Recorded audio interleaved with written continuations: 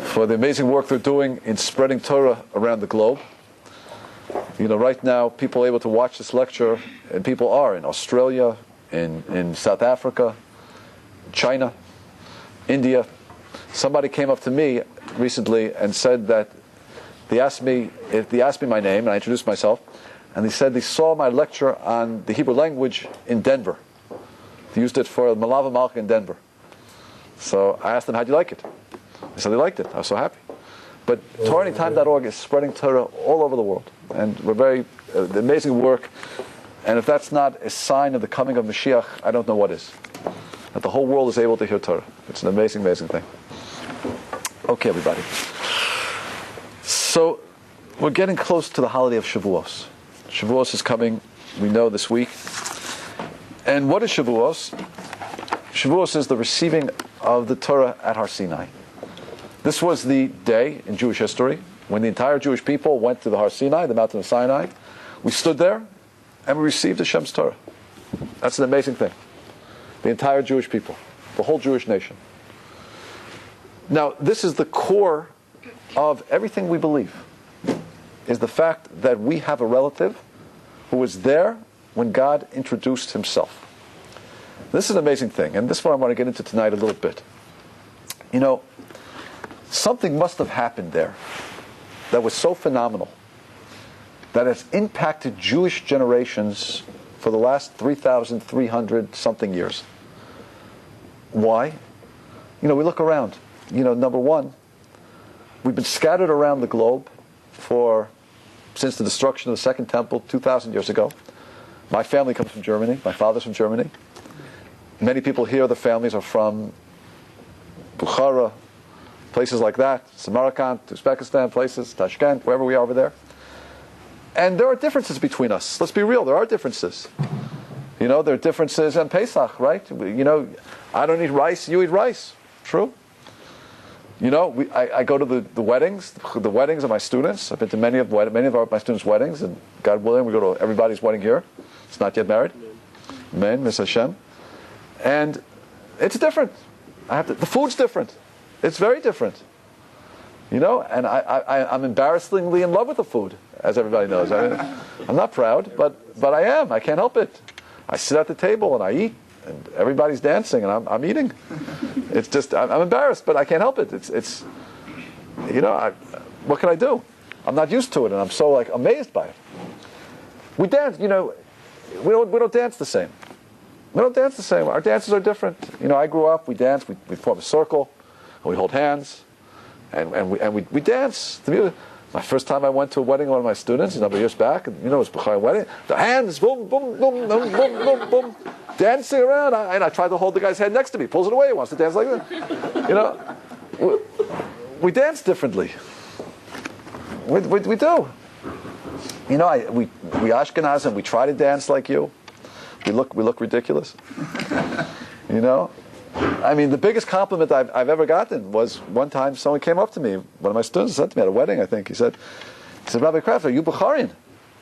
And I said, no. I said, why? He said, you dance so well.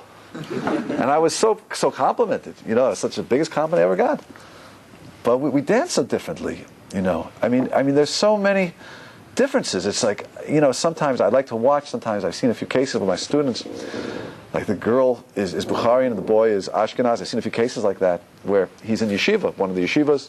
So the yeshiva guys come to the wedding, And so I know what the band does. That band, that 10-piece band, the boom, whatever. First they play the Ashkenazic music, but they play it so fast, And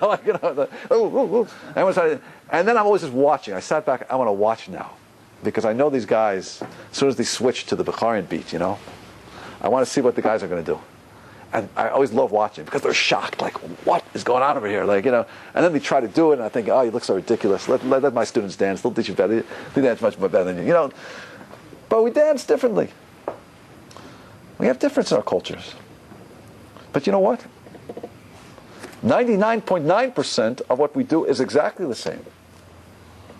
The Torah that we have been transmitting for the last 3,000 years, no matter where we've been around the planet, has been the exact same Torah. Exactly. And it's so phenomenal how much we have in common. So we have a few little differences, cultural differences. But it's the Torah which matters. And we have the exact same Torah. And here's my family has been in Germany for, I don't know, over 1,000 years. Your families maybe have been in the other part of the planet over there, in Uzbekistan, Samarkand, whatever it was. I didn't even know about you. I didn't know about you. For many years, I remember in the 70s, so it was very big in America amongst American Jews, college students, that we were very involved in Russian Jewry, getting the Russian Jews out of Russia, bringing down the Iron Curtain. We had protests, and we used to go to the UN and places like this, and marches. It was a big thing I was involved, we were all involved. And in our minds, who are those Jews we were talking about? They were the Jews in Moscow, right? The Jews in the former, what used to be, Leningrad, St. Petersburg. No. And then all of a sudden in the 90s, I start meeting Jews from Bukhara. And I'm embarrassed to say, I didn't know about you. Now I'm so happy I discovered you. I'm very happy. Hope you're happy you discovered me. I'm happy I discovered you. But we've been separated different parts of the planet for over 2,000 years. Do you realize that? Do you think about that a little bit? Do you feel that? What that means? And we have differences, but we should have so many more differences. And we don't. We look at our Torah, and our Torah is exactly the same. Now, I want to show you something that one night I couldn't sleep. So I decided to count the letters in the Torah. And I discovered that there are 304,805 letters in our Torah. 304,805 letters, which is 79,000 words. Okay? That's a lot of letters. 304,805. Now, in 1948, when the State of Israel was established, and we started gathering Jews, the Arba Kanfos Arts from all over the planet, and we started coming back to Israel, to Eretz Yisrael, to Yerushalayim. So one thing that we did, and very interestingly so, we wanted to compare each other's Torah. Are those 304,805 letters the same? And guess what? We compared all of our Torahs. The Torah from Uzbekistan with the Torah from Poland. Right? The Torah from Morocco with the Torah in France. Right? The Torah from Egypt with the Torah from Moscow. We compared all the Torahs. And guess what? We found that our Torahs were exactly the same to the letter, 304,805 letters, except the Jews in Yemen. The Jews who lived in Yemen. Yemen was a little country on the tip of Saudi Arabia. And they were, because where they're located, the proximity geographically, they were isolated, more isolated than other parts of Jewry, very difficult to cross through the Saudi Arabian desert and into other places. So they were a very separate community. We found that in their Torah, there were 9 differences than in the Torahs of Jews in any part of the world. 9 differences. So I did a little research, and I'd like to just show you what the differences were. One difference was, in Genesis, was the Vav in Minosh. Minosh has a Vav. The Vav was split. Another difference, the Vav in Ma'anos, also in Bereshis, Genesis, the Vav was split. Another difference, the Vav in Vayechi, the Vav was split. Oh, big difference, big difference. Instead of the Vav being full length, there was a little crack in the Vav. Like you. What? Like you. But the same length, just a little space, that's all. There was a Vav, just a little space. Does it affect the meaning of the word? No. Does it affect the pronunciation of the word? No. Does it affect anything? No. But they had a little space. Okay, that's 3 of them. The next was the Yud of Ta'aseh. Okay. One letter was missing. There was a Yud that was not in one word. There was an extra Vav in the word Ephod. In the word Dakah, there was an Aleph instead of a Hey. Sounds the same. Aleph and Hey are interchangeable in sound, but they're different letters. Different Aleph instead of the Hey. There was a Vav in the word Bisomos. There was a Yud in the word Chod Shechem in Numbers 10:10. And there was another Vav in Bor. The word Bor, you could spell it with a Vav, without a Vav, they spell it with a Vav. So they have 9 differences. Out of 304,805 letters, they had 9 differences. 3 of them were basically meaningless. And the other 6 did not affect the meaning, nor did they affect the pronunciation. And they were just variant spellings of the same word. Now, okay, you're not so impressed. I don't see anybody being so impressed here. Yeah. Why did they have the crack in their bottom? The truth of it is, Rashi talks about it. There are two different traditions how you should write it. You're supposed to write it full or with a crack for some reason. Sometimes different letters are like that in the Torah for different philosophical reasons. There's big nuns in some places, there's small letters in some places. Things are written in certain ways for very philosophical reasons, spiritual reasons. I don't know the exact reason. Okay. But it doesn't, no one's impressed. Let me see if I can impress you just a little bit. We're going to impress you just with a little bit of comparative religion. You're speechless. You're not impressed. Let me impress you. The reason you're not impressed is because you have nothing to compare it to. Let me give you some basis for comparison. Now, I don't mean to knock other religions. That's not my purpose here tonight. Well, maybe it is. But it's not my intent, my explicit purpose. But it will happen. Let's take a look at the Christian Bible. The Christian New Testament. They call it the New Testament. Why do they call it the New Testament? Because they hold approximately 1,800 years ago, there was a new prophet named Jesus, Yeshua, Jesus, whatever you want to call him, and he therefore introduced a new covenant. A new covenant was made with his followers. You no longer have to believe in the Torah, now you have to believe in him. A New Testament was written, and they have two documents. They have what we call the Old Testament, which is our Bible, our Torah, and they have what they call the New Testament, the New Covenant. That's what the Christians believe is their holy work. Now, let me read to you a statement from a Christian apologist, Josh McDowell. What's an apologist? An apologist is a defender. Someone who wants to defend Christianity is called an apologist. He's a Christian apologist. It doesn't mean somebody walks around all day saying he's sorry. I'm sorry, I didn't mean it. Excuse me. So sorry, that was my fault. That's not an apologist. An apologist is a defender of Christianity. He's defending Christianity. Listen to what he says. He says like this: to think that the 200,000 variant readings of the New Testament are a problem, don't think so. Did you hear the number I just said? 200,000 variant readings, different readings. They have 200,000 different texts as to what the real text is supposed to be. But he's trying to defend it because he says it's not such a real problem. Why? Because it represents, and only in 400 of these 200,000 places does it cause doubt about the textual meaning. Doubt about the textual meaning. And only 50 of these 400 are of great theological significance. Do you hear that? Now, the reason it's interesting is the New Testament is... No, he's a Christian defender. He's trying to defend the New Testament. He's trying to say the 200,000 variant readings they have aren't such a problem, because it's only in 400 places does it affect the actual meaning of the text, and only 50 of those will alter your theology, meaning your understanding about God. So he's trying to defend Christianity. That's what he's saying. Now, you know why that's amazing? Because you think about it, the New Testament is, in terms of time, our Torah was given how many years ago? 3,318 years ago, approximately. The New Testament was given when? Or that we came into being about maybe 1,500 years ago. It's less than half the age of the Torah. And they have 200,000 mistakes. Not only that, it's 1/3 the size of the Torah. And they have 200,000 mistakes. Do you hear what's going on? And not only that, for at least the last 1,000 years, they've had a central authority in Rome. If a person comes and they want to change something in the New Testament, do you think they could get away with it? They couldn't. What would happen to such a person who might have tried that 1,000 years ago?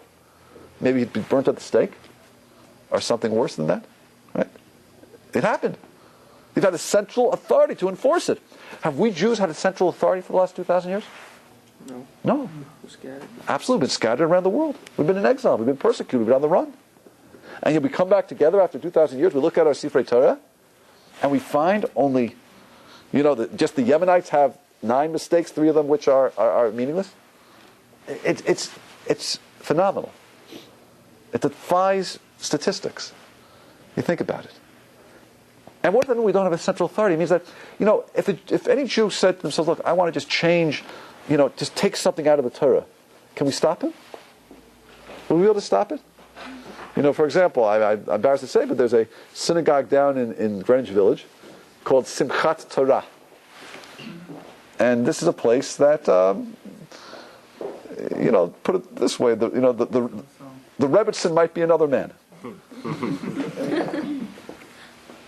And supposing they wanted to say, look, that very offensive verse in the Torah which says that such action is abomination, supposing they came along and say, hey, let's just erase that. Let's wipe that out. Let's scrape it out. Is there anybody can we stop them? No. We can't. We have no authority. We can't do that. We have no central authority, yet we've kept the accuracy of our Torah to the T around the world. Around the world. This is amazing. Now, I think what we have to understand is, how did this occur? It must have meant that something happened when the Torah was given at the mountain of Sinai 3,318 years ago that made such an impression on the people who stood there that they understood that this has to be transmitted with complete accuracy. Complete accuracy. Something must have happened 3,300 years ago that had such an effect that no one had any doubt that this was the living word of the Almighty and has to be communicated with detail. And that's, of course, what we do believe. And that's why, by the way, as Jews, we're always looking back. We're always looking back to that original point where it all began. As Jews, our measuring stick of truth is not what will be in the future. It's always what happened in the past. That's what I mean. If you look in the world today, you see about 1 billion Christians. You see about 1 billion Muslims, 1.5 billion maybe. And how many Jews do we see? 12 million. 12 to 13 million Jews. That's it. We are a very small nation. The tops, the largest we've ever been historically, was approximately 18 million. You know when that was? That was approximately 1940. By 1945, we were 12 million. And we haven't really risen above those numbers since. That's all we are. That's all we are. We're a very small people. But you know what? How can we claim that we have the truth, that we have the word of the living God, when we're such a small number? How can we make that claim? Surely the billion Christians could say, look at us, we're a billion. Billion to 12 million. 1.5 billion Muslims to 12 million. Right? These are huge differences in numbers. Huge differences. So how do we make the claim that we have the truth? So as Jews, it doesn't matter how many people there are today. Everything matters as to how many people there were at the beginning of the line. It means like this. The famous metaphor that's always stated is that imagine you're on a picnic in the forest. And you're in a forest, you're having a wonderful time, you're having a picnic, you have your barbecue going, tashlich, you're cooking up your shish kebabs. And all of a sudden, somebody yells, lion. There's a lion in the forest. So you start running out of the forest. As you run out of the forest, you reach a fork in the road. You can either go to the right, or you can go to the left.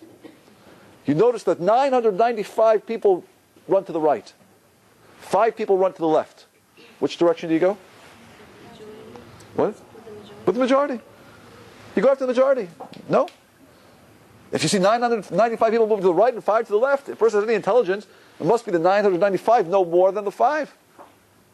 And in fact, that's how we do decide Jewish law, by the way. Don't get me wrong. Jewish law majority is very important as you learn the fellowship, right? For example, if there are 10 butcher shops in the town, 9 of them are kosher, and 1 of them is non-kosher, and I find a piece of meat in the public square, can I eat that piece of meat? 9 butcher shops are kosher, 1 is not kosher. Can I eat the piece of meat? Yes, I can. Go after the majority. The majority said it came from the kosher butcher store. I can eat it. We take majority very seriously in Jewish law. That's why one time there was a famous case that Rabbi Akiva Eger used to have this priest that he used to debate with. And the priest said to him, Rabbi, I know your Torah a little bit, and in Torah, you always go after the majority, don't you? So Rabbi Akiva said, yes.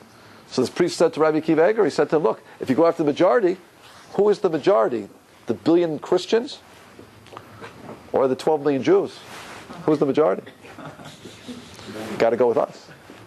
So Rabbi Akiva Eger was a very wise Jew. He said back to me, he said, you only go after majority when you have a doubt. We have no doubt. Now let's think how this works. So there you are in the forest. You see 995 people run to the right, 5 people run to the left.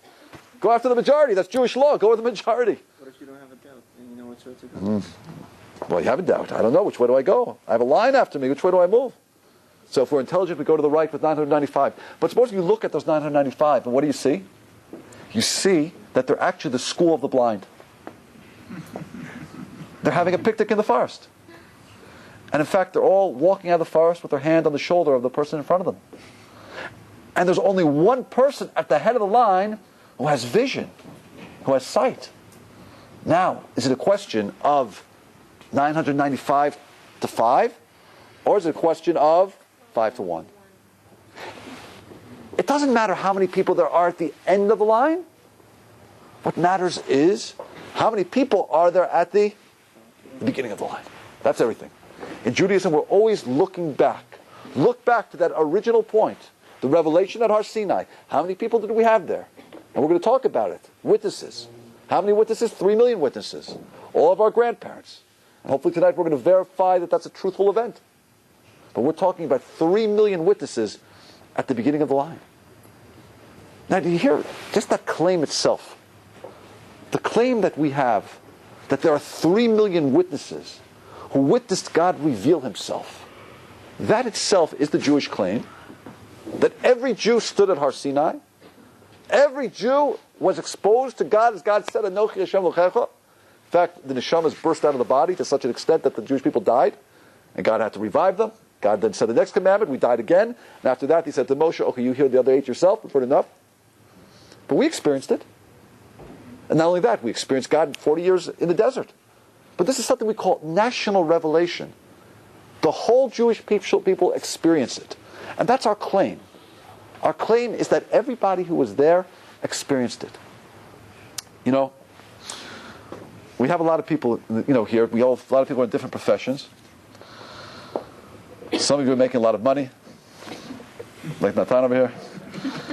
Some of you aren't making as much money. But if you want to make a lot of money, you know what you should do? Start a religion. Because religion is big money. You're a millionaire, huh? Just turn on. You didn't start the religion. I didn't start the religion. I didn't start the religion. You're one of the captains. I'm just doing my job. But if you want to start a religion, turn on any, these evangelical stations. And what do you see? People give money. Left, it's big money. And there have been 15,000 religions in the last 3,000 years. Now let me say something that's very interesting. And the one main? What's that? What? Which is the main? Let's see. The main. Of those 15,000 religions, if you want to start your own religion, and you want people to believe you, let me ask you a question. What's a more powerful claim? That God came to you one night,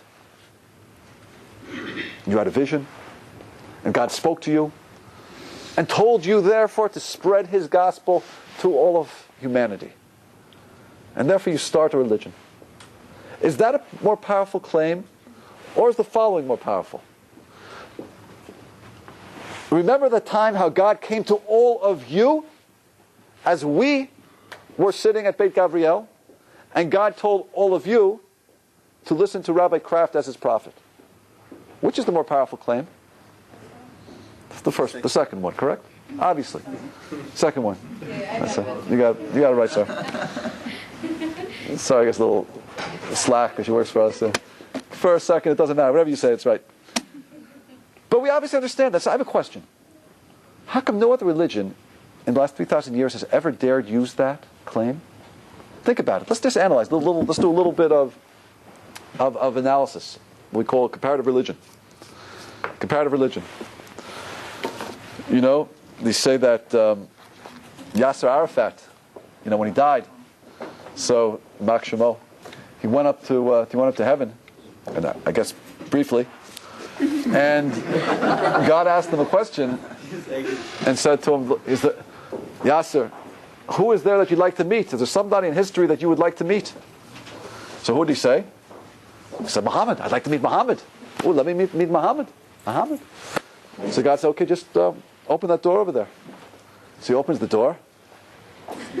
He sees this tall man, beautiful, beautiful beard, glowing countenance, ooh, long white flowing robe, just elegant and beautiful. He says to him, Muhammad? He says, no, Moshe. Moshe? Very close. Moshe, I'm so sorry. Moshe, I'm so sorry. Stay. Oh, Moshe, please, it's okay. It's okay. I'm so sorry what I did to your people. It's okay. Please, stay. You're here, you're my guest. Coffee or tea? No, please, Moshe, nothing. Coffee or tea? No, Moshe, please, no. Yasser, you're here. Yes. You're my guest. Coffee or tea? Okay, tea. Tea? Muhammad, tea.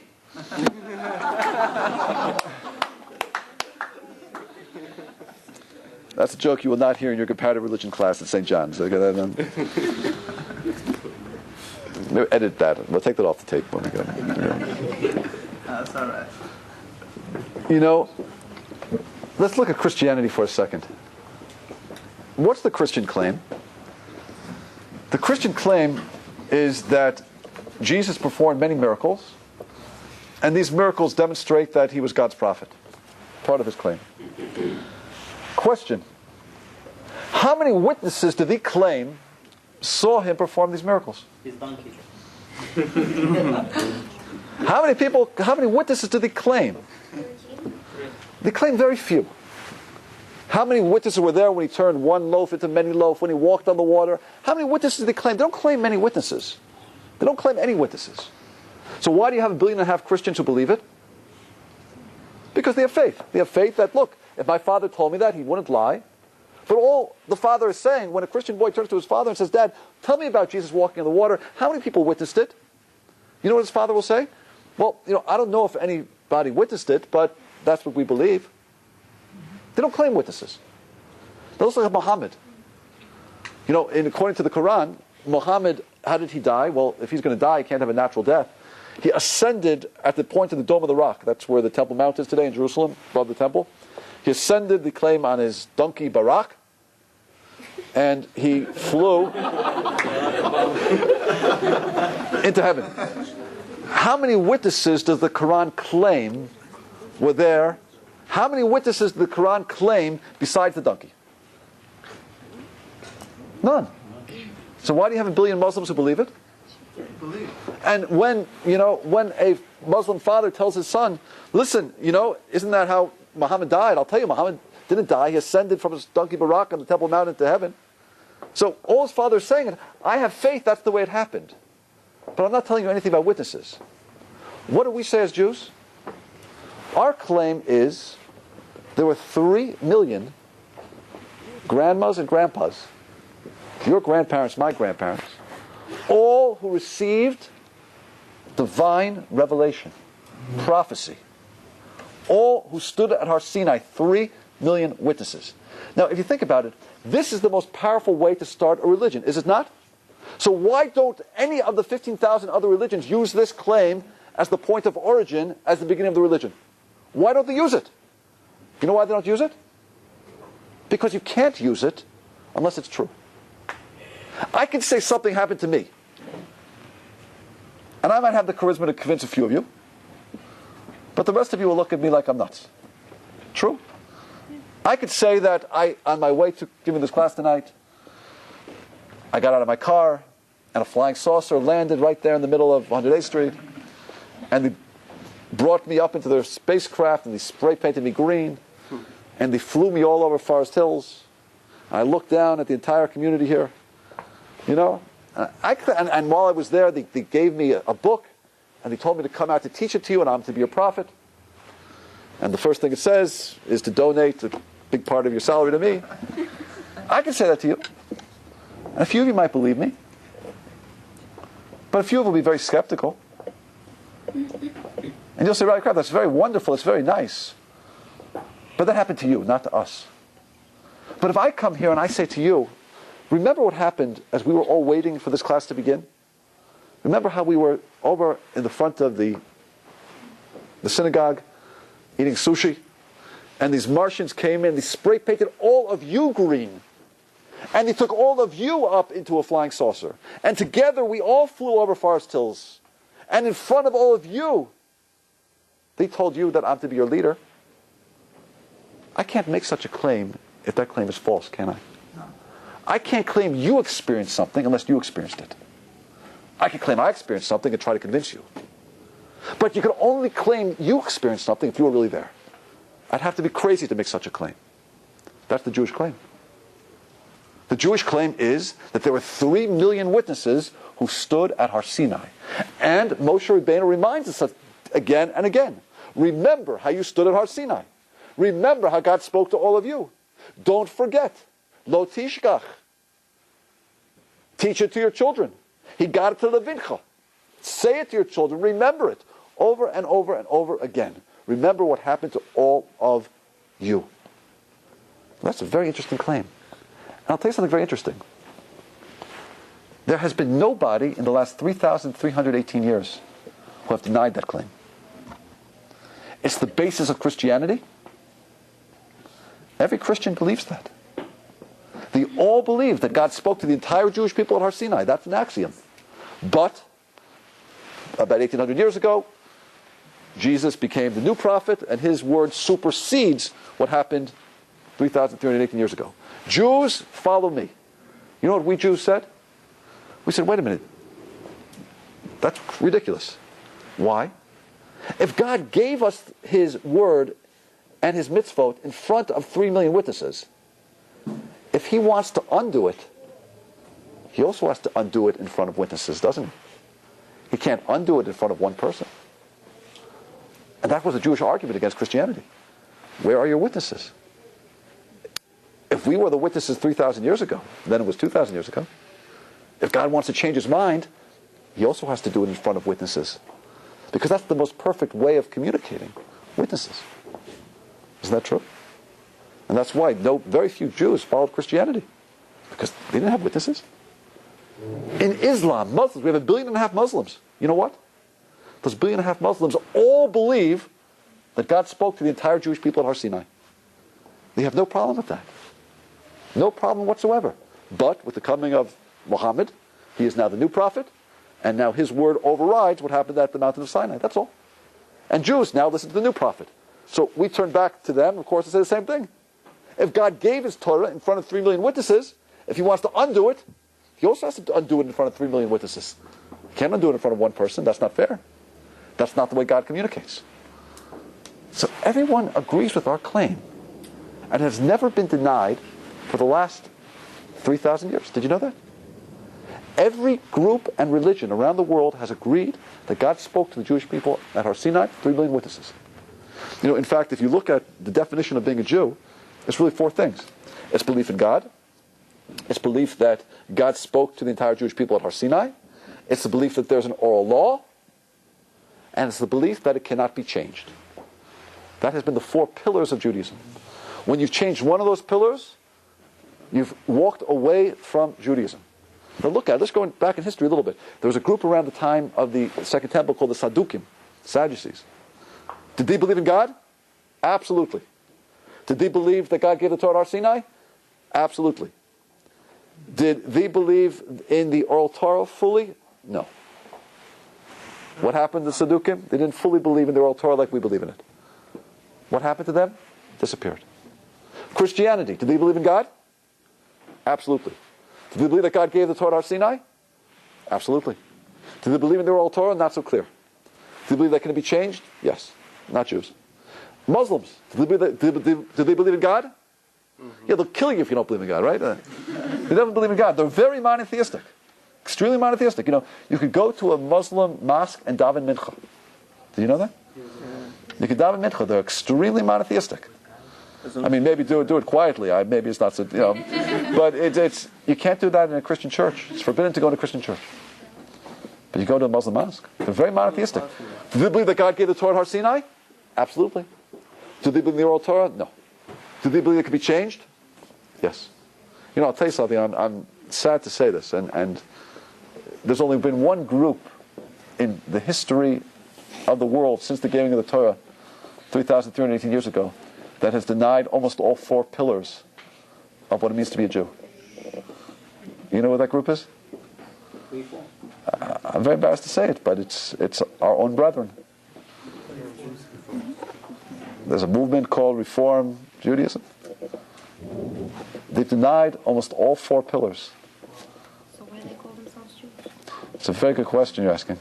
In fact, someone wrote an article one time that one could probably take them to a court of law in America and sue them for misappropriating the name Judaism.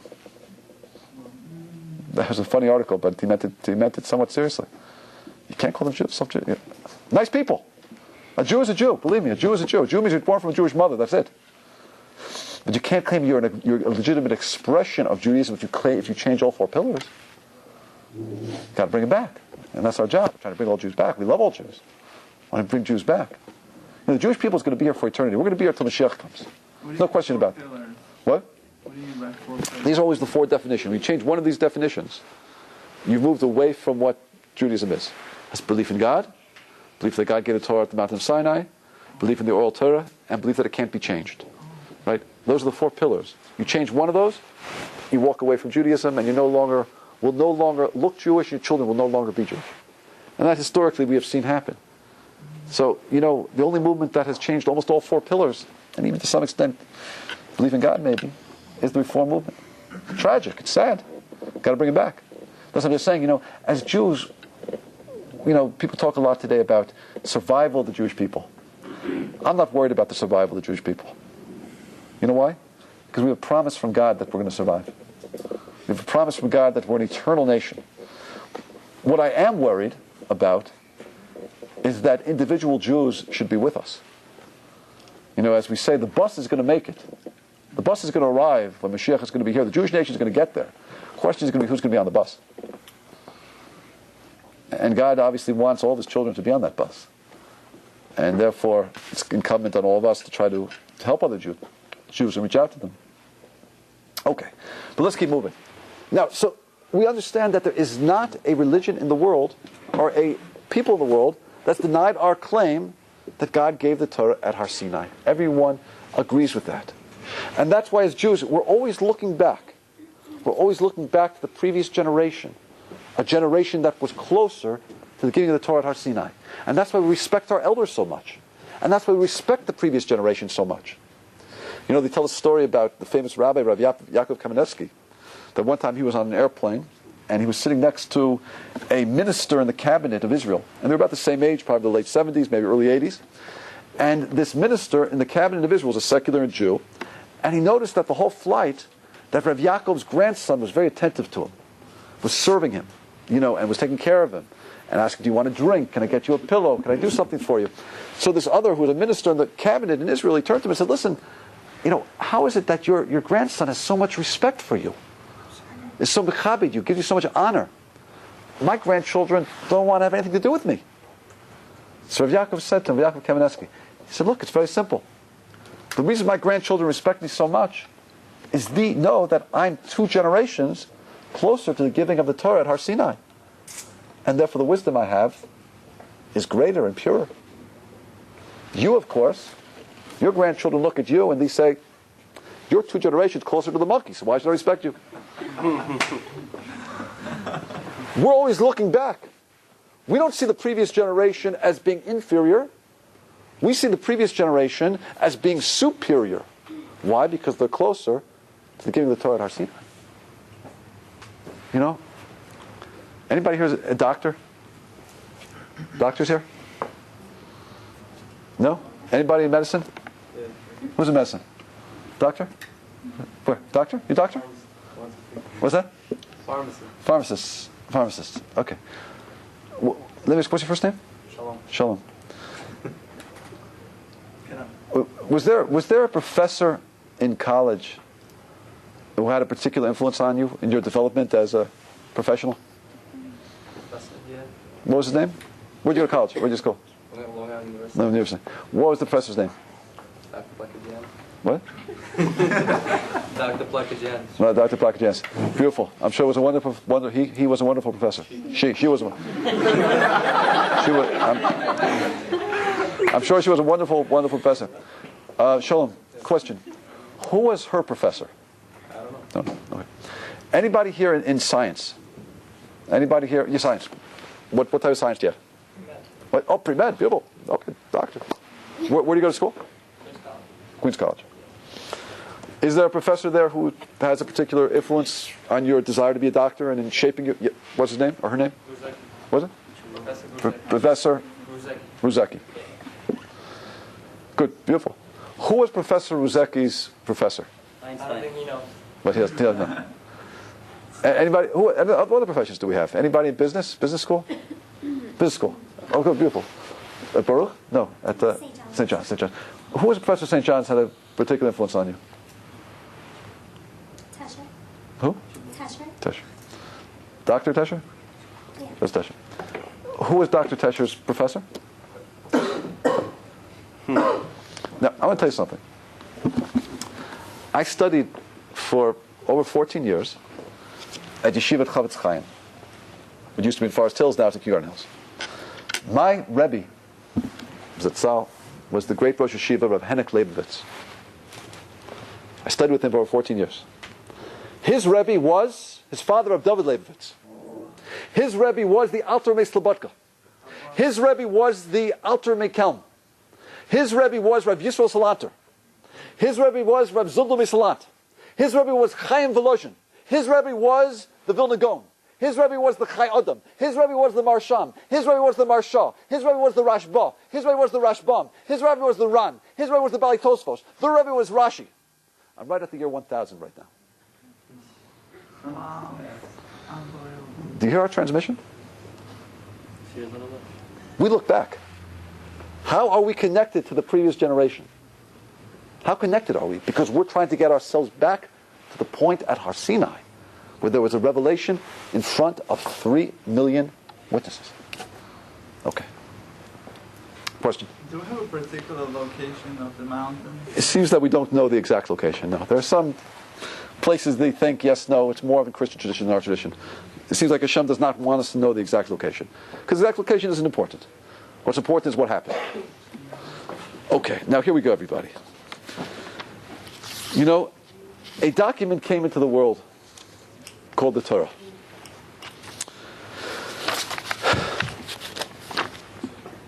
What we call the 5 books of Moses. There's really only 2 possibilities.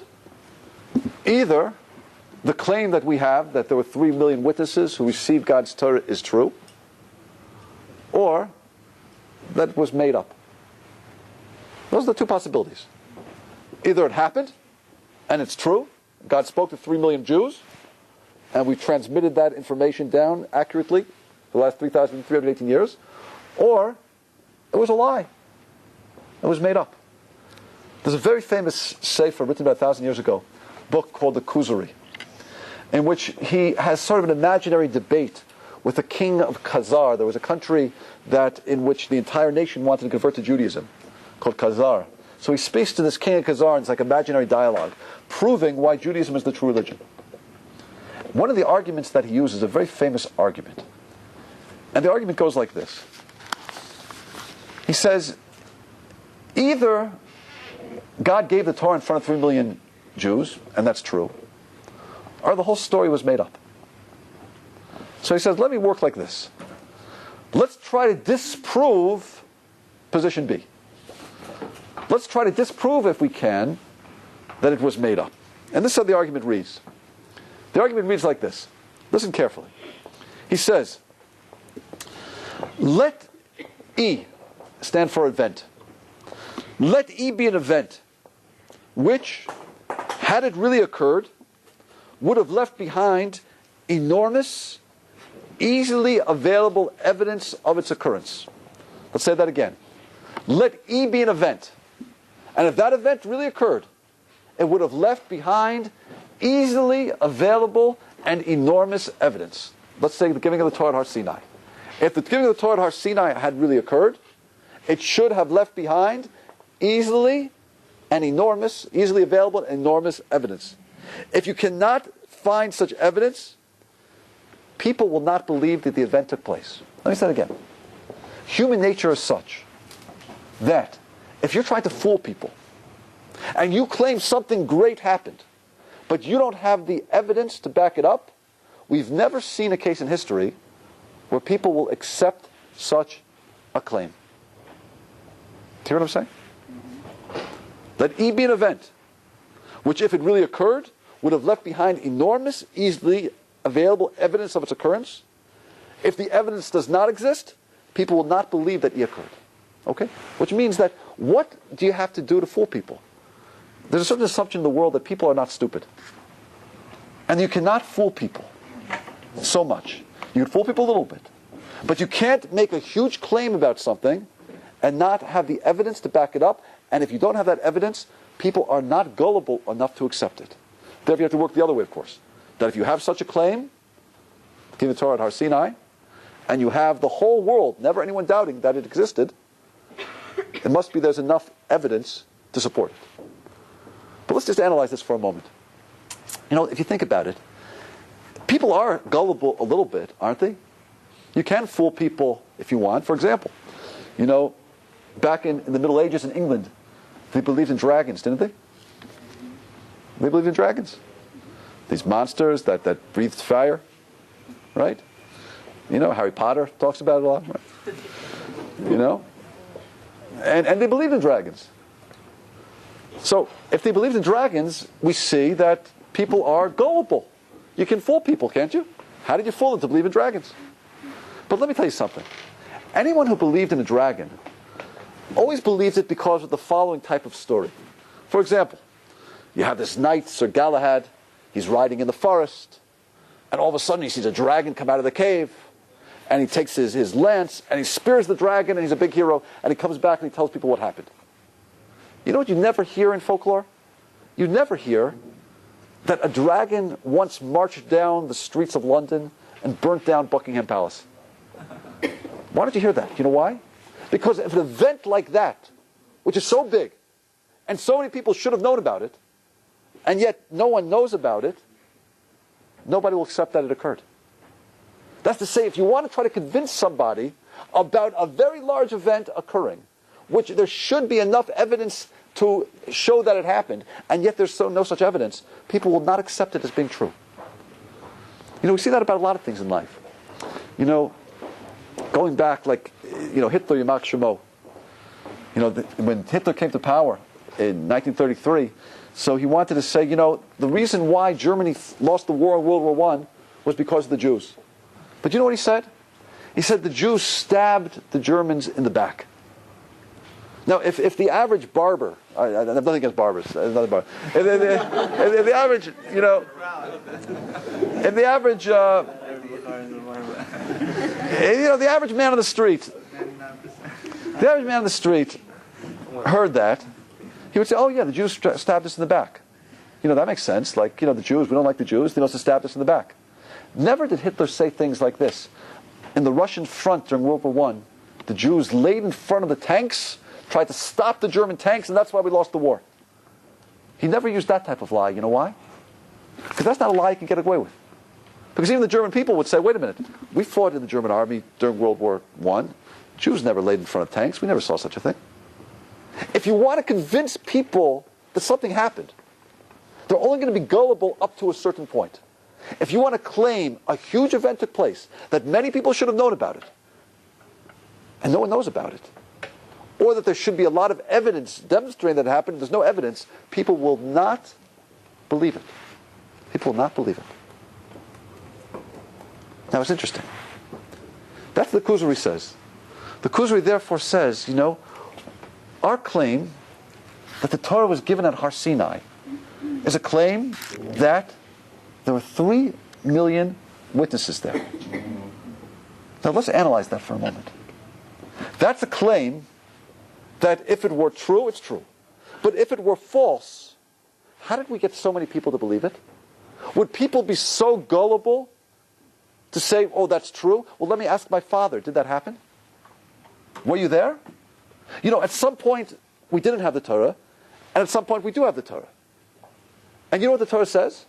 The Torah says, remember what happened to all of you when all of you stood at Har Sinai. Wouldn't somebody reading the Torah for the first time say, wait a minute, I didn't stand at Har Sinai. Who are you trying to fool? So maybe you're speaking to the next generation. Maybe this Torah came into history, and a few generations they said, you know what happened to your grandparents? You know, they all stood at Har Sinai. And so what do? You turn to your grandparents and say, well, did this happen? And your grandparents say, look, I don't remember such a thing happening. If you're going to make a massive claim, and you don't have the evidence to back it up, people are not gullible enough to accept it. That's a rule. And this is what the Torah says. The Torah is very confident in this. Because the Torah says in Deuteronomy, it says the following words. It starts speaking to the generation. It speaks to us. And it says, Ki sha'alna liyamim rishonim. Please, Jews, if you have any questions about what took place, ask your fathers. Ask the previous generation. Ask them what happened. Go back in time. Ask them. How can the Torah make such a claim if it doesn't want us looking at the past? How can the Torah make such a claim if it's a lie? If we're trying to fool a people that something really happened that didn't? People aren't gullible enough to accept that. And yet the Torah says confidently, Ki sha'alna, please ask. And you know what the Torah adds? The Torah adds a little piece of prophecy right there.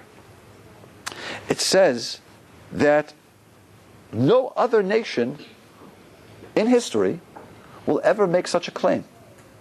That the entire Jewish people, that the entire people witnessed God speak to all of them. No other nation will ever make such a claim.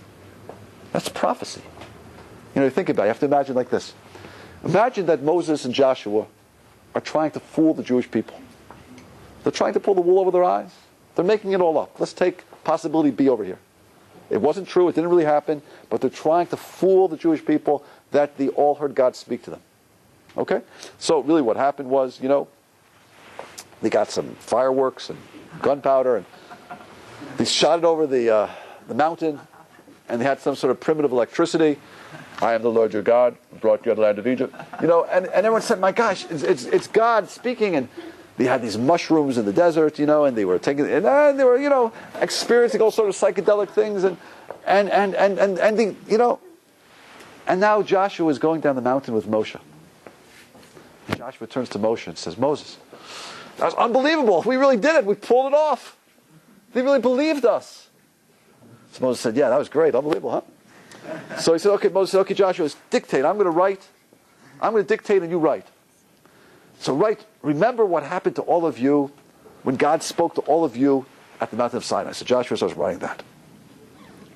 And if you have any questions, don't forget, ask the previous generation what they witnessed. They'll tell you. Now Joshua, write the following. No other religion will ever make the claim that God spoke to the entire nation. Now imagine what Joshua's response might be right there. Listen, Moshe, you're a very smart man. You were so smart you were able to hook up some primitive electricity over here. You were able to fool the whole Jewish people that God really spoke to them. And the Jewish people are very hard people to fool. We have a lot of enemies in the world, but no one says we're stupid. Right? Try to go to 47th Street. Try selling a diamond. That's not real to a Jew over there. You're not going to get far. People don't like us for a lot of reasons, but they admire us. They do realize that over 50% of Nobel Prizes have been received by Jews. That's a pretty phenomenal statistic, because in the world population, you know what we are? 0.0001. We're about 0.04%. If you round this, if you round this off to the nearest, to the nearest integer, it's 0. Statistically, we don't exist, and we have more than 50% of the Nobel Prizes. No one denies we have brains. They don't like us. They know we're smart. So here So Joshua turns to Moses and says, listen, Moses, you were so bright, you were so brilliant. You were able to fool the whole people that was really God speaking to them. But Moses, you're smart enough to know, aren't you, that if you can get away with it, won't there be somebody or some religion in the next 3,000 years that might make the same claim? They'll also try the same trick? Maybe we should leave that line out. Very interesting, huh? It's prophecy. God tells Moshe to write. No other nation will make that claim. You know why? Because, as the Kuzari is telling us, you can't make a claim that you experience something unless you experience something. People are not that gullible. People will say, I cannot accept that because you're telling me my experience. And the next generation won't accept it because they'll ask their parents and say, did it happen? And the parents say, no, it didn't happen. People will not accept such a claim. We've never seen a case in history where a great event has been claimed to happen and there's been no evidence of it, and people have accepted it. We've never seen such a thing. What we have seen is when great events supposedly happened, and there is evidence that people accepted it. That's what we've seen. So God is writing a little bit of prophecy, saying no other nation will ever dare make that claim because they can't, and they haven't. And not only that, they all agree to our claim. Now it's interesting. Some biblical critics claim that actually the Torah was written by Ezra about 1,000 years ago. They claim. Well, actually, it couldn't have been more than 1,000 years ago. Sorry. I mean, we know that the Torah has to be at least 2,400 years old because Ptolemy of Greece, had 70 rabbis translated into Greek. But some say that it was actually written by Ezra a short time before that. Which is interesting because even when the Greeks were translating it, they claimed that they were translating an ancient document, an old document, at least 1,000 years old. But some say it was Ezra. So here comes Ezra, comes out with this document, with the Torah. And they say to him, Ezra, what have you been doing? I've been in my basement. I've been writing a Torah. Here it is. It's a beautiful work of ethics and morality and life. Let me read it to the Jewish people. Remember what happened to all of you when all of you stood at Har Sinai. Ezra, not so fast. Listen, we weren't there. I don't mean you. I mean your parents. Parents? Okay, let me ask my parents. Were we there? We weren't there. No, not them. I mean your great-great-great-great-grandparents. Ezra, how come we have no memory of this? We forgot it. People forget things. Then you start reading the document a little further. You turn to Deuteronomy 31:21. And what do you find? You find the following words. Lo yamushu mipicha liolam. The words in this Torah, the event of Har Sinai will never be forgotten forever. Forever. It will never be forgotten forever. Ezra, why did you write those words if we've forgotten it? Interesting. The confidence of the author of this document knows it will never be forgotten because it happened. That's what we have over here. We have evidence. We have evidence. We have evidence, 3 million witnesses to the event. You can't make a claim like that unless it happened. I can't claim something miraculous happened. And you will not believe such a miraculous event unless you can verify it. And we have never seen a case in history where miraculous events have been claimed and people have believed it unless there has been verifiable information. People will not be so gullible. They'll believe in dragons, but only because Sir Galahad had told them what happened in the mountains. You'll never hear a claim that a dragon went down into London, because people don't believe things that they can't verify. Hear how it works? That's what we have. That's our Torah. Now, in order for people to believe the claim that God gave the Torah Har Sinai, there has to be verifiable information that really happened. So obviously the Torah is speaking to the people themselves. Remember what happened to all of you. Remember the going out of Egypt. Never forget how God gave you the Torah. It tells the next generation, right? Ask your parents. Explain what happened. Question, my friends, and here's my question. We are now 3,318 years, approximately, from the giving of Torah at Har Sinai. Do we have the evidence today that that event took place? Do we have enough evidence in our own lives that we can commit ourselves to God fully? Do you and I have that evidence today? Do we have evidence? Now remember, I don't want, it's not faith. Judaism believes in something called da'as, knowledge. Do we have enough information that we can make an intellectual decision, not an emotional decision, an intellectual decision that the event really took place? Do we have enough information today? Jacob's a little shaky, I'm not so sure, right? Because without that information today, can we really feel that it happened then? Granted, the claim is miraculous, the claim is amazing. You can't claim a whole people experience something that's experienced it, and that's the claim. We claim it says in the Torah will never be forgotten, no other nation will ever dare make it. It says all that. But I want to see in your own lives, in my life, do we have the information that we can commit ourselves to it? Okay, this I want to do with you right now. Switch tracks with me just for a moment, and we'll come back and you'll see something very beautiful. Does everybody believe that 65 years ago there was an event called the Holocaust? We believe in it? Some people will forgot it. Why do we believe it? Into the museum. Because why? There's people who still exist. Still people exist. We're survivors. Yeah, we have today. We have a few 100,000 survivors. They're becoming less and less each year, by the way. Would you be surprised if I told you that beginning even 20 years after the event, there were already people who were denying that 6 million Jews were killed? Yeah. Yes. And that today there are many people around the world who are denying the Holocaust? Would that surprise you? It does. You know, if you go on the web, you could see whole websites about such people. I'll read you a few. It says, Austin J. App, former associate professor of English at the Salle College, Philadelphia, is the author of numerous neo-Nazi pamphlets. Did 6 million really die? The truth at last. Interesting, he's a professor. Or how about this guy, Arthur Butts, professor of engineering at Northwestern University. The hoax of the 20th century, denying the death camps and the extermination of millions of Jews, claims the fabrications of the Holocaust of Jews seeking to enlist support for Israel by appealing to popular guilt feelings. When was the State of Israel established? 1948. 1948. When did the Holocaust end? 1945. 1945. Is it true that it was the feelings of guilt in the world that allowed the Jewish people to establish a state after 2,000 years? Do you think if we tried to establish a state today, we'd get anywhere? Do you think the UN would grant us a state today? Definitely because of the guilt that was feeling, the remorse of what happened. So you know what they claimed? They claimed that the Holocaust was a Jewish invention in order to elicit sympathy for the state of Israel. That's what they claim. Or how about this one over here? Robert Farrison holds a PhD from the Sorbonne in Paris.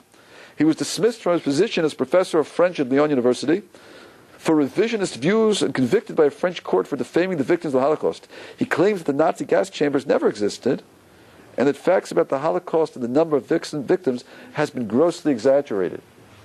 These are professors, by the way. These are professors. There's a lot of revisionism out there. Don't believe it. And this is only 65 years after the event. And these guys started 30 years ago. It's nothing new. Let me ask you a question. Is it important that we keep the memory of the Holocaust alive? Yeah, I think it's important. It's very important. For many reasons. Right? Many reasons. We have to understand that just because you have a PhD and you have culture, that doesn't mean you have morality. You know, these Germans, Goering had 5 PhDs. Education doesn't make you moral.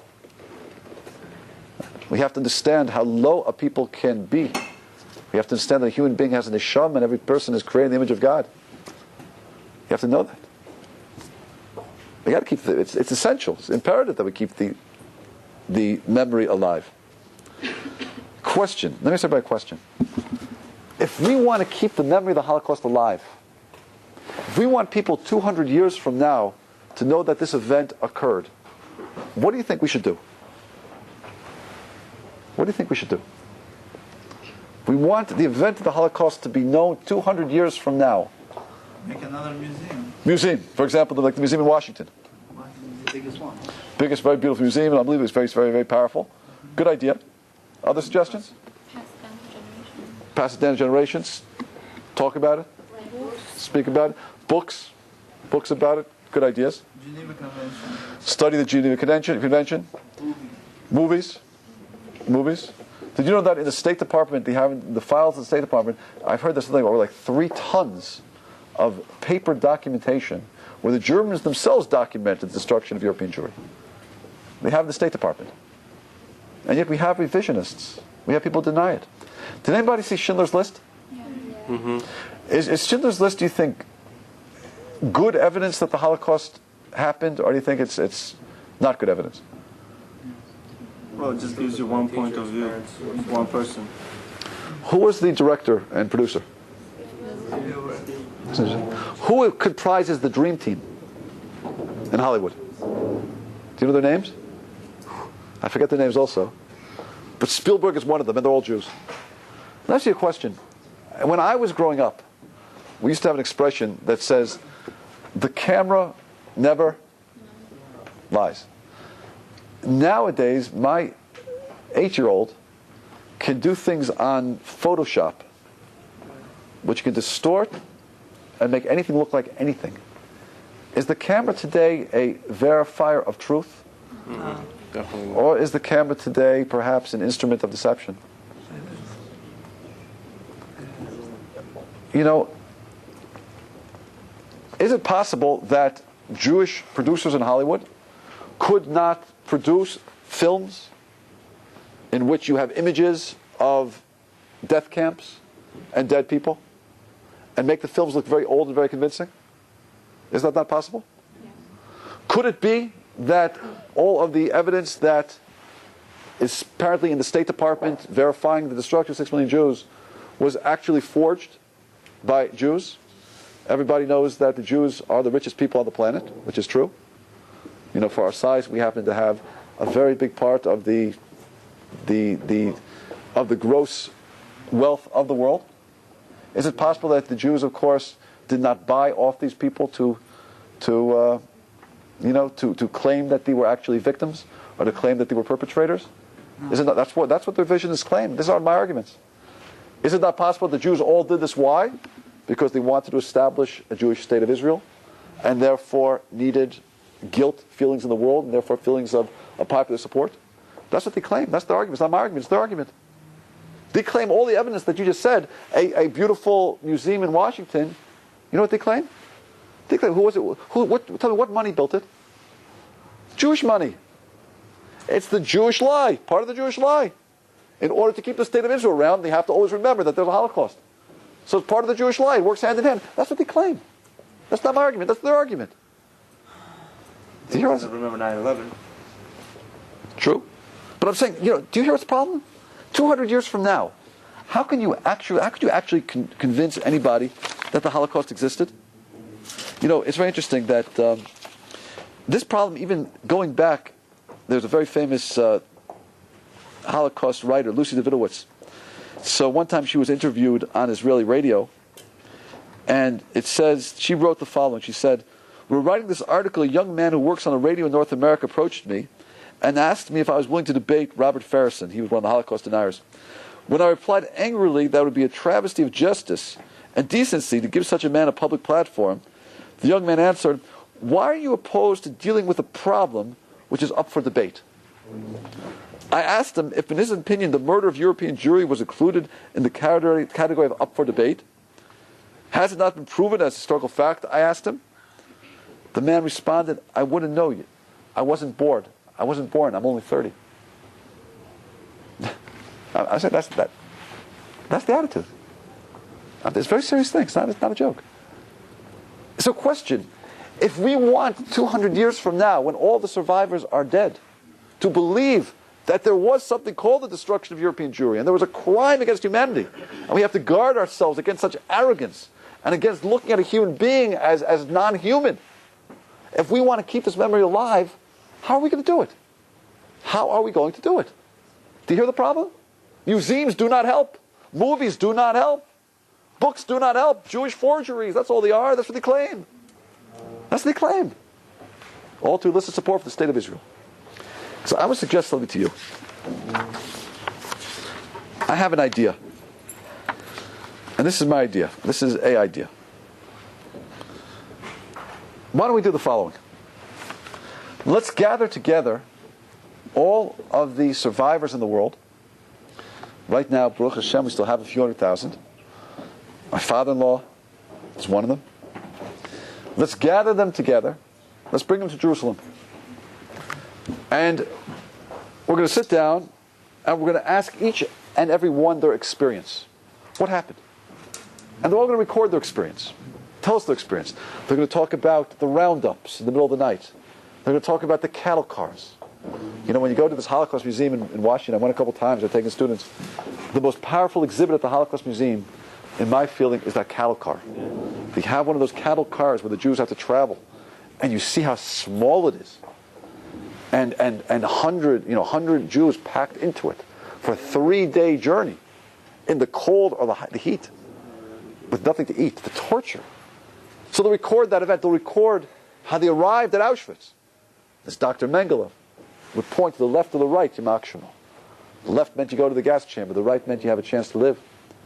My father-in-law tells a story. He was a little boy. He was 14. He was small. He said he doesn't know what happened, but as he was going through the selection, 2 people lifted him up. And he was sent, and they said, go to the right. To this day, he doesn't know how it happened. A miracle. He survived. Baruch Hashem. And then they'll describe the tortures. And they'll describe the hard labor. And they'll describe that smell of smoke and bodies burning. And anybody who was there has that smell in their nostrils for life. And you know what the truth of the matter is? Even the words they say can't really get it out. Because words can't get around these ideas. You know, I always ask my father all the time, I used to say to him, Dad, I want to know more. And he'd always just go back to the same stories. And I realized it's not because he doesn't want to say more. It's he can't say more. He can't get words around these horrors. Words can only do so much. But we'll try. Let's get some words out and we'll get the story down. And then we'll describe the liberation. The Russians came from the east, the Americans came from the west. And how Jews were then brought by special units from Israel, across mountains and across borders, taken on ships to Israel, and people built their lives and rebuilt their lives. And we'll make a scroll documenting the Holocaust. And you know what we'll do with the scroll? Once we record it, we're going to make a rule. It can never be changed. You can't subtract to it, nor can you add to it. This is the scroll of the Holocaust, all the events. Now, around that scroll, we're going to do something very interesting. We're going to form a club. It's going to be the Holocaust Survivors Club. Now, how do you become a member of this club? To be a member of the club, you have to be a son or a grandson or a daughter or a granddaughter or a great-granddaughter, great-grandson of somebody who went and experienced the Holocaust. And every member of this club will, at birth, have the tattoo number that was inscribed on the arm of their parent, grandparent, great-parent, inscribed on their arm, and they will have that under their sleeve for life. And when they have children, they will inscribe that same number. That number will be passed down. And we have certain rules in this club. You have to marry somebody from the club. You can't marry anybody outside the club. And in fact, nobody can join this club.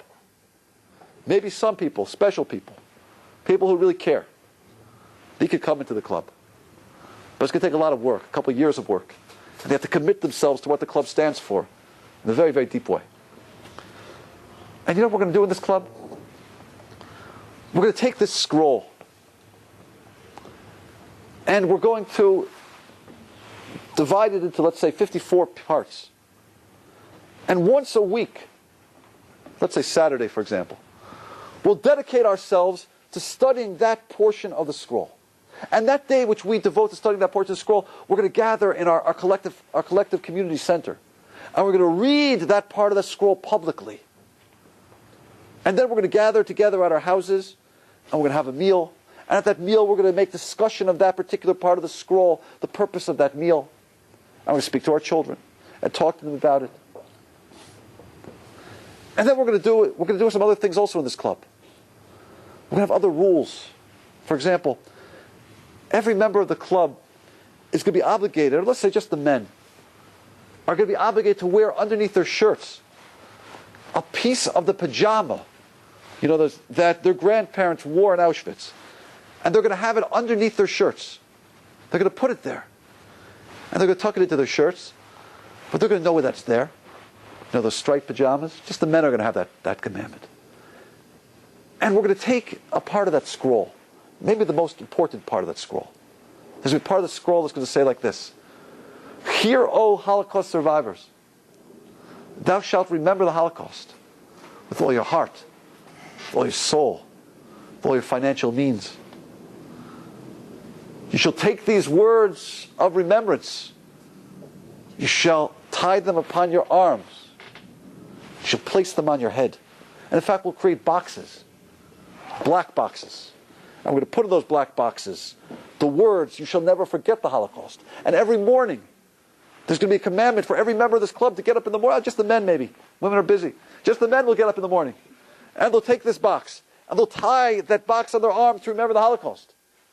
And they'll place that box on their head to remember it cognitively, cerebrally. And with their arm, they'll remember it. I have to act in remembrance. I have to use my strength to remember it. Uksav tam, and you're going to write them. Write these words on the doorpost of your house. Every room in the house, every doorway, you're going to have a little box. And in that box, you're going to put these words. You shall remember the Holocaust, never forget. And every time you walk into a room, I will not forget. And this club in the morning, you're going to wake up, first thing you're going to say in the morning, Hear, O Holocaust remembers, thou shalt remember. Before you lie down at night, you say the same thing. You know? Then we're going to have certain holidays in our club. One holiday we're going to have is going to be the holiday of the food that we ate in the concentration camps. You know, in the concentration camps, potato was the mainstay. Potatoes. Potato peels. Your life was in the hands of the guy who dished out the food. If he was generous and he was kind, he would try to dig down deep for you so you'd get a few potato peels. If he was cruel, he would just skim it off the top so you just got liquid. So you know what we're going to do? For 1 week, we're going to clear out our homes. And we're going to have a special week where for that week, in every meal, we eat potato peels. For the whole week. And you know what we're going to do during that week? The first night of that holiday is going to be a special event. We're going to gather together, families. And we're going to sit in front of each other with our parents, grandparents in the first generation, great-grandparent, maybe that person was even in one of the concentration camps. But we're going to do this every year. And we're going to have a whole service. We're going to take potato peel. This was the food that our fathers ate in Auschwitz. We're going to dip it in salt water. And we're going to eat it. And we're going to taste it. And we're going to discuss it and talk about it all through the night. And then we're going to have another holiday. It's going to be the holiday of what it felt like to sleep in these camps, the barracks. For 1 week, you have to leave your homes and you have to build a hut in your backyard or on your driveway or someplace like that. And you have to sleep there and eat there. You got to get out of your living room, get into that hut, feel what it was like to live in those barracks for 1 week. Then we're going to have another holiday. It's going to be a holiday that commemorates the beginning of the club.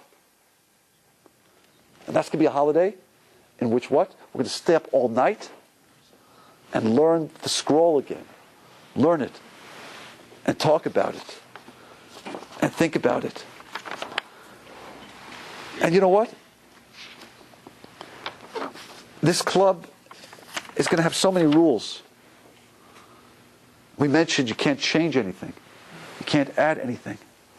This club is going to have special dietary laws. Special dietary laws that no one else has. Because this club is devoted to the memory of the Holocaust. And the memory of the Holocaust means you have to have sensitivity. You've got to have a heart. You can't be cruel like the Nazis. So for example, we're not going to mix milk and meat. Because that's cruel. We're not going to take the meat of the baby and cook it in the milk of the mother. We're not going to do such a thing. That's cruel. This club has to work on compassion. So we have to make sure compassion rules the day. You know what we're going to do also? We set up a whole special school system. Members of this club do not go to public schools. Members of this club go to special schools for them. For example, the first half of the day they're going to study the scroll. The second half of the day maybe they'll study things they need for life. Mathematics, Shakespeare. But the first half of the day is going to be devoted to studying the scroll. And we're going to make the prime achievement of somebody in this club to be a teacher of that scroll. That's going to be the goal of every little boy, that he's going to grow up to be a teacher of the scroll. Question, everybody. If you see a people, a club, 200 years from now, who are living a lifestyle dedicated to the remembrance of an event, is that enough evidence to say the event occurred? Look at ourselves, my friends. Is there anything that I said which is not exactly what we do as Jews? Mezuzah, tefillin, tzitzis, yeshiva, kashrus, Shabbos, Pesach, Sukkos, Shavuot. You can't change the Torah. You can't add to the Torah. You got to study the Torah. Shema Yisrael. And this is just a small sampling of what we do. If you see Jews, 3,318 years from the event, living a lifestyle that demonstrates the remembrance of an event, is that enough evidence to say that the event occurred? You know what the evidence that Sinai took place and that we had 3 million witnesses? It's not only the fact that we have 304,805 letters that never changed. It's not only the fact that scattered around the planet are Sifrei Torah the same. It's that we are all living a lifestyle testifying to the event. How did you convince that first generation not only to accept the event, but to take on a lifestyle that testifies to the event unless the event occurred? Remember what the Kuzari said?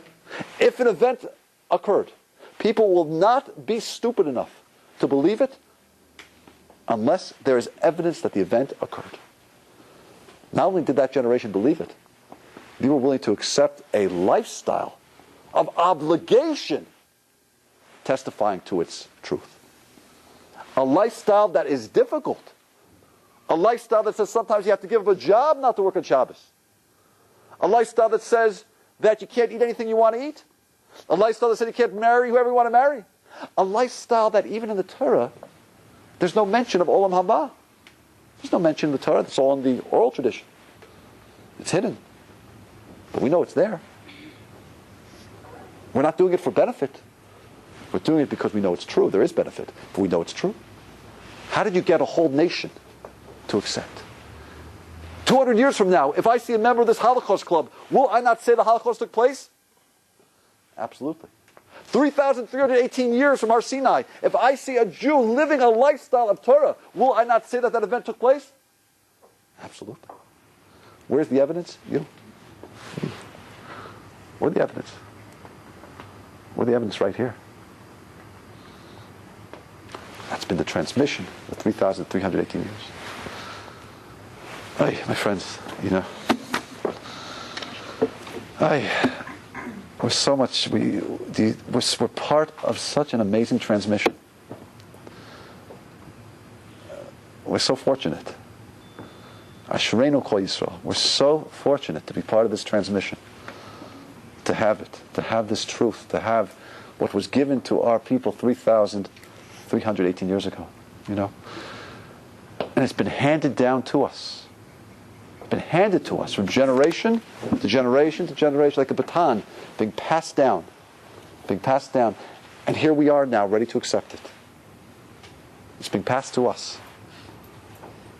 What a beautiful, beautiful transmission. How fortunate we are. You know, we tell a story about two people, Harry and Sam.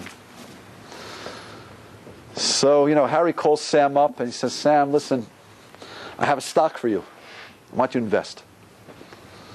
Sam says, listen, Harry, I don't like to invest. I'm nervous. You know, I don't like the market. Leave me out of it. Harry says, listen, Sam, I'm putting $10,000 into it. Do you want to invest? Sam says, look, I don't want to invest. I'm nervous. Harry says, okay, Sam, I'm investing. So Harry invests his $10,000. Next day, Sam is thinking, you should have invested. Do you ever have this feeling? You ever in that stage in your life yet? Yeah, some of you look in the paper, you know. Look at that, the stock doubled. Harry now has $20,000. I have nothing. So next day you get a call from Harry. Calls Sam up, he says, Harry, listen. He says, Sam, listen, you know, I want you to put money on that stock. That stock is going to double again. I want you to, listen, it's not going to happen once, it's not going to happen twice. I don't want to do it. Next day, Sam opens up the paper, he's a little bit interested. The stock doubles again. Harry now is up $40,000. Harry calls Sam up. He says, listen, Sam. Sam, listen, I'm telling you. Just put some money in. Put some money in. That stock is going to double again. He said, look, it happened twice. It's not going to happen again. I'm not interested. Don't call me. Next day, he can't help himself these days. He opens up the paper. Look, it doubled. 85. Harry is up $80,000. Harry calls him up. And he hears, Harry's calling him up, and Sam's like, doesn't want to pick up the phone. I don't want to pick up the phone. It's like he knows it's Harry. The other feeling you just know that the person calling. I know he's calling me, but I can't invest now. The thing can't double again. It's going to crash. I can't do it. So, Harry's ringing and ringing. Then the answering machine goes off. Sam, I know you're in there. Sam, I know you're in there. Pick up the phone, Sam. I know you're home. That happened to you? I pick up the phone. Okay, Harry. Yes. Hi, Harry. I'm sorry. I was making lunch. I was making a tuna fish sandwich. I couldn't get to the phone in time. You got to invest. Put money in that. I don't want to hear that. So he looks in the paper the next day. Doubles. 160. Harry's up 160,000. Sam gets his mail. He looks at his bank account. His annuity came due. He's up 1386. A few dollars more. Guy's up $160,000. He calls him again. He says, "Listen, I want you to invest. Listen, I'm not investing. It's going to crash. It's enough already. Stop calling me." He said, "Please invest. Please invest." So I'm not going to do it. No, please. Next day looks. It doubles again. He's up. What's that? 320. So I talk about money, you listen, right? So he's up $320,000.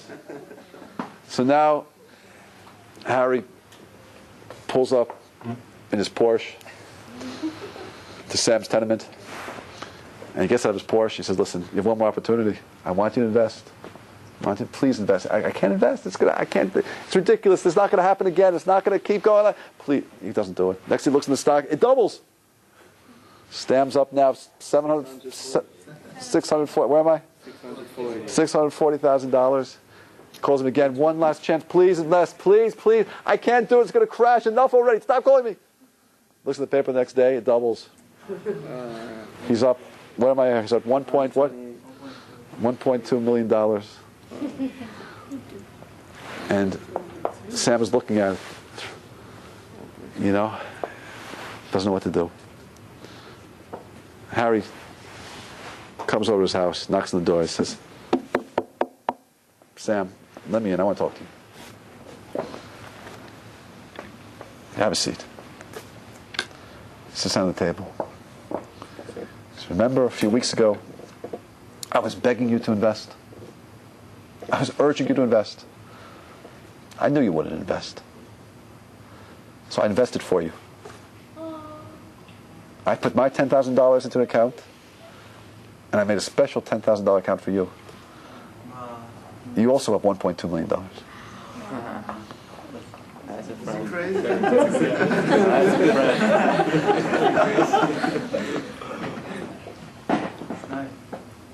friend. My friends, the investment has been made for us. We're just here to receive what's been passed down to us. Our parents, grandparents, great-parents, great-great-grandparents, they've done the investment. We just have to pick it up. That's all. We're the bearers of the torch, as they say. We're the next rung on the ladder, the next change in the transmission. How fortunate we are to be part of the transmission. Thank you for listening, everybody. I enjoyed speaking to you. Have a wonderful trip.